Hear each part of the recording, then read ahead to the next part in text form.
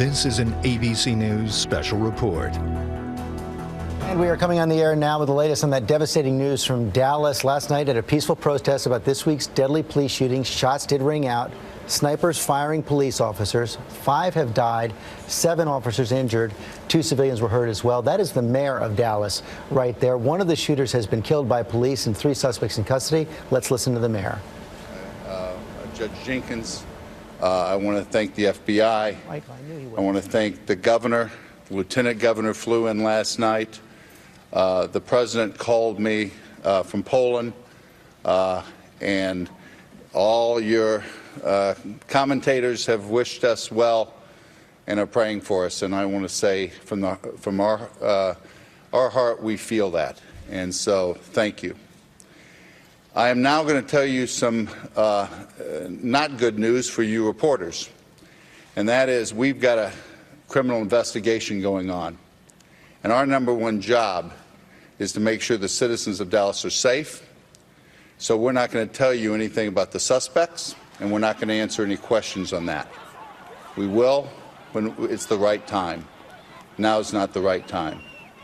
But a lot has happened in the last 5 or 6, 7 hours since we talked. I guess it was early in the morning. And I want Chief Brown to give you an update on that. I'm proud of him. He's been working so hard these last few hours. We've been with families, and we've been trying to make sure that the city is safe this morning, and I believe it is. Chief Brown. Thank you, Mayor. We're hurting. Our profession is hurting. Dallas officers are hurting. We are heartbroken. There are no words to describe the atrocity that occurred to our city. All I know is that this must stop, this divisiveness between our police and our citizens. To update you on what's transpired since we last spoke, let me walk through the standoff that had occurred, or that was occurring at El Centro on the 2nd floor, the college there in downtown Dallas. We cornered one suspect, and we tried to negotiate for several hours. Negotiations broke down. We had an exchange of gunfire with the suspect. We saw no other option but to use our bomb robot and place a device on its extension for it to detonate where the suspect was. Other options would have exposed our officers to grave danger. The suspect is deceased as a result of detonating the bomb. The reporting that the suspect killed himself is not accurate. We've confirmed that he's been deceased because of the detonation of the bomb. Our hostage negotiator did an exceptional job getting this suspect to talk before he died during the hours of negotiating that eventually broke down. And I want to share with you some of the comments from this suspect. The suspect said he was upset about Black Lives Matter. He said he was upset about the recent police shootings. The suspect said he was upset at white people. The suspect stated he wanted to kill white people, especially white officers. The suspect stated that we will eventually find the IEDs. The The suspect stated he was not affiliated with any groups, and he stated that he did this alone. The suspect said other things that are part of this investigation so that we can make sure that everyone associated with this tragic event is brought to justice. So as the mayor said, we won't expand on any further on what other suspects we have interviewed or looked at or their status until we get further into this investigation and get closer to a conclusion of what and who are all involved. But let me just say just some closing comments about Dallas police officers and Dart police officers. Some of the bravest men and women you'd ever want to be associated with.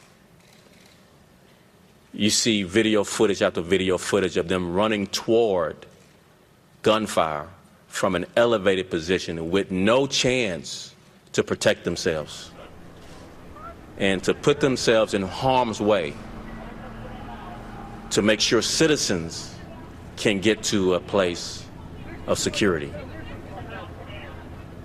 So please join me in applauding these brave men and women who do this job under great scrutiny, under great vulnerability, who literally risk their lives to protect our democracy.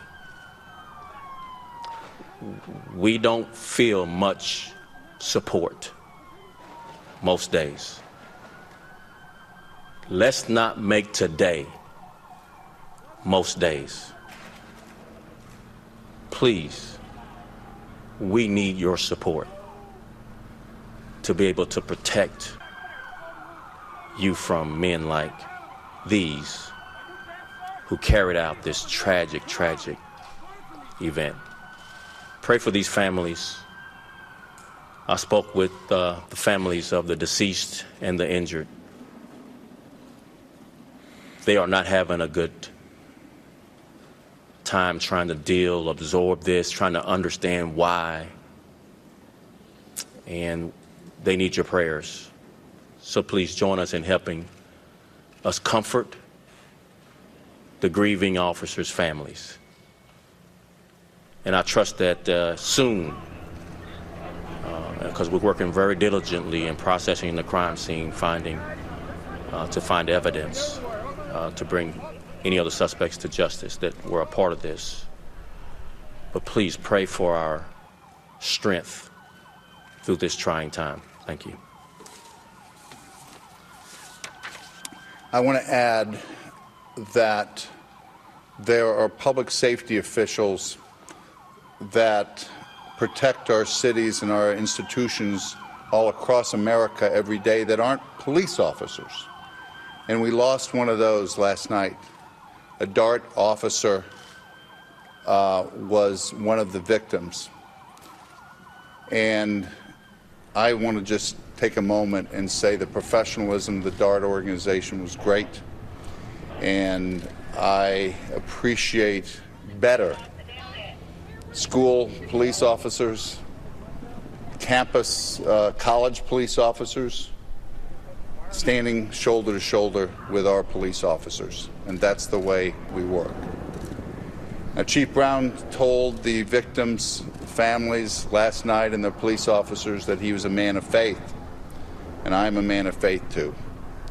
And that we need prayers, and prayer is good. So today at 12 o'clock at Thanksgiving Square, a leadership group of interfaith ministers will be leading us in that prayer. I would ask that if you're at your home or at your office or at your school, to join us today at noon in that spirit of prayer, to bring our city together and our country together to heal wounds, not create them. Thank you. Any questions that were not off limit? Yeah. The injured officers have, most of them have been released. There are some that will need follow-up. I'm not going to go into the detail of what types of injuries. Their families are being very private for obvious reasons right now. But again, excuse me, what's the question? I'm sorry. Critical. No. Yes, they're doing better. Some have been released. Some of their statuses, they're still needing more treatment, but they're being very private about any further details about their health. Chief, you have worked, and your department has worked with the community, have good relations. Could you speak to that and to the fact that something like this, could happen? So we have to be right 100% of the time in the way we police this city. Suspects like this have to be right once. They don't have to work very hard to do cowardly acts like this, to snipe at our officers from elevated positions and to ambush them from secreted positions around corners. All that hard work is not for naught. This city has shown great support for this police department. This mayor and council and city manager's office have supported this department and these officers, and we expect that to continue. And this community, I'm born and raised here. Dallas is a great city. Our officers will continue to put themselves in harm's way to protect these great citizens. So it's worthwhile. I want to brag just for a second for if anybody hasn't heard us say this. This police department trained in de-escalation far before cities across America did it. We are one of the premier community policing cities in the country. And this year, we have the fewest police officer-related shootings than any large city in America. So we are working hard to improve, and there's always room for improvement. But we are best in class, we feel.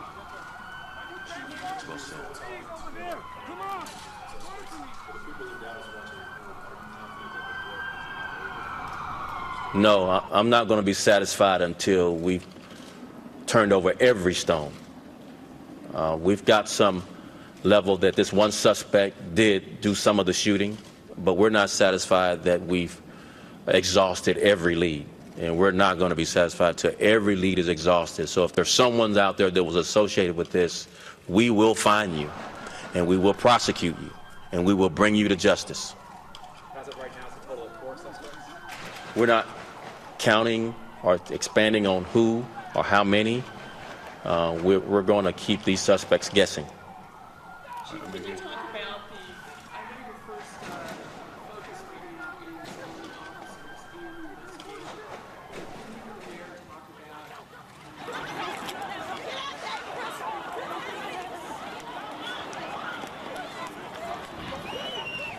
Well, I'm going to let Chief Brown make any strategic decisions. But I think it's important for citizens to realize that we want to give everybody their freedom of speech. We've been through several protests in the last 5 or 6 years, and they've all gone in a safe manner. But the chief makes decisions at times that people could be critical of. Do you escalate it too much? Do you put too much body armor on? If we're all being critical of those things, just think about today. This is what you're risking if you don't do it right. And so from a policy standpoint, we believe in the right to protest peacefully, and these were peaceful protests till this happened. But we also have to believe in keeping our police officers safe. And I know I'm going to redouble my efforts on that. Chief, so how does this change either temporarily or permanently the way police officers will arm themselves and protect themselves in the street? Again, I just want to expand on the mayor's comments. Police officers are guardians of this great democracy, the freedom to protest, the freedom to speech, the freedom for expression. All freedoms we fight for with our lives. It's what makes us who we are as Americans. And so we risk our lives for those rights. And so we won't militarize our policing standards, but we will do it in a much safer way every time, like we chose to do it this time. We had an adequate amount of officers at this scene, and we were blocking traffic and doing all the things to protect people's right to protest and their free speech. We are not going to let a coward who would ambush police officers change our democracy. We're not going to do it. Our city, our country is better than that.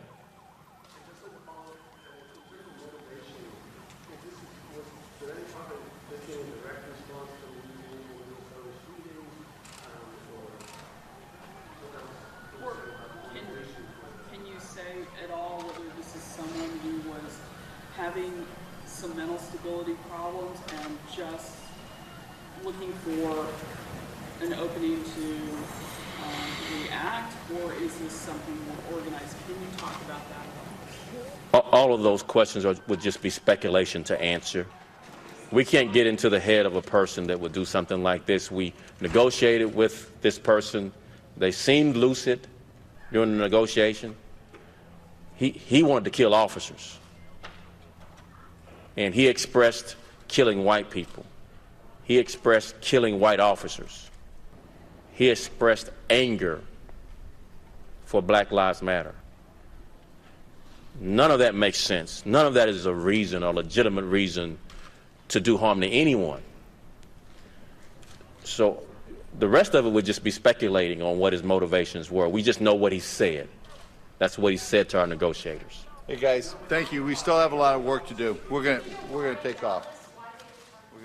A lot of information there from the mayor of Dallas, Mike Rawlings, the police chief, David Brown, first saying they would not talk about the suspects, but then going into great detail about the shooter who was killed by police after several hours of negotiations, according to the police chief last night. He was killed by a bomb robot that was exploded in the vicinity of where the shooter was. This shooter said before he was killed that he was upset about the Black Lives Matter movement, that he wanted to kill white people, especially white officers, that he had placed IEDs around that area, although police so far have found no explosives. A lot of questions to be answered right now. I want to start out with Brad Garrett, our former special agent, FBI special agent, now an ABC News consultant. And Brad, let's talk about the decision that police made. Had several hours of negotiation, then made this decision. They had no other options left. They had to send a bomb in. Correct. And I think what you have going on, George, is he threatened explosives. Did they believe that he potentially had explosives either on him or near his person? And so the last thing the SWAT commander is going to risk is another officer getting hurt. So I suspect that was the call. We're going to send in a robot with an explosive. I guarantee you the negotiator talked at length to try to talk him out of there, and that went nowhere. In the meantime, is some confusing statements there a bit from the police chief. We have that statement from the shooter that he was not affiliated with any other groups, that he was acting alone. Yet you saw the police chief say that they're not taking any option off the table at this point. 3 suspects are still in custody, and at times he seemed to suggest that more than one shooter was in play. I think that is correct. And the reason, George, you don't tell the media what you're doing is there are names, places, locations they are headed, and they don't want to give that person advance notice. I also think, reading between the lines, that the chief still doesn't know really what he has here yet. He has 1 dead shooter. He's got 3 people in custody. Are they really part of this? Are they Do they know about it? He just may not have his arms around all of this at this point. From what you know about the scene last night, and perhaps you can't answer this, does it appear that that kind of damage could have been done by one shooter? Yes. When you have an assault weapon with a high-capacity magazine, and you have cover. His cover is he's presumably in a parking garage or at least elevated. And the idea that you're shooting down the officers, or if it had been civilians, you have no idea where the bullets are coming from. You're dodging, you're running, and so you're basically sitting ducks until he gets stopped. To answer your question, it could be one shooter. Okay, well, a lot more questions to be asked and answered. Brad, Garrett, thanks very much. I want to go to Pierre Thomas now, our senior justice correspondent. And Pierre, those statements from the shooter who has now been killed, upset about Black Lives Matter, wants to kill white people, especially white officers, that immediately turns this into a federal civil rights investigation, no? Yes, that will be looked at. We're expecting that we may hear from the Attorney General later today. George, one thing that struck me about this situation, you have this shooter telling police that he wanted to kill white officers, that he wanted to kill white people, that he was reacting to what we had seen take place in Minnesota and perhaps Baton Rouge. But these situations are very fluid. They have these three suspects. They want to know more about them. Sometimes people that you think are suspects, they wash out. But clearly they suspect that there was another shooter. They need to resolve that. But this is a major piece of the case here, in which they have a person that they know did this or part of it, and he's given them a motive. The key now is, did he have a support? That is what law enforcement is all over right now. And my sources are saying that the key now is to run down these leads to make sure there was not anyone else supporting him who may not be in custody. And you've got federal investigators on the scene as well now. The ATF justice will join this? FBI is going to assist in this investigation again. They need to make sure that this is not beyond this group of three. Maybe those three will wash out. Again, very fluid situation. Sometimes people you think are suspects end up not being, but the fact that some of these suspects are being tight-lipped gives them great pause. And it gives them pause and would make them believe that at least they have a lot more to run down with these suspects. Okay, Pierre Thomas, thank you. Let's go to John Carl now, our chief White House correspondent. We've already heard from the president twice. The president said he would come back out as we learn more. Some key information here right now about the possible motive of this shooter. And the president is on a 4-day trip throughout Europe. No word yet on whether that trip could potentially be cut short. We do expect to hear from him again. Also, you see this reverberating on the political scene. Donald Trump has canceled 2 campaign appearances that he had scheduled in Miami, and Hillary Clinton has canceled a joint campaign appearance that she had scheduled with Vice President Biden. And George, when you think about it, President Obama's very first campaign appearance with Hillary Clinton was postponed after the Orlando shooting, so back-to-back events. So much violence in so many different cities all across this country with so many different motivations behind it. John Carl, okay, thanks very much. We are going to return now to our regular programming. For some of you, that will be Good Morning America. We're also going to have a full report tonight on World News. David Muir will be in Dallas. You can get the latest news anytime on abcnews.com. I'm George Stephanopoulos in New York. Have a good day. This has been a special report from ABC News.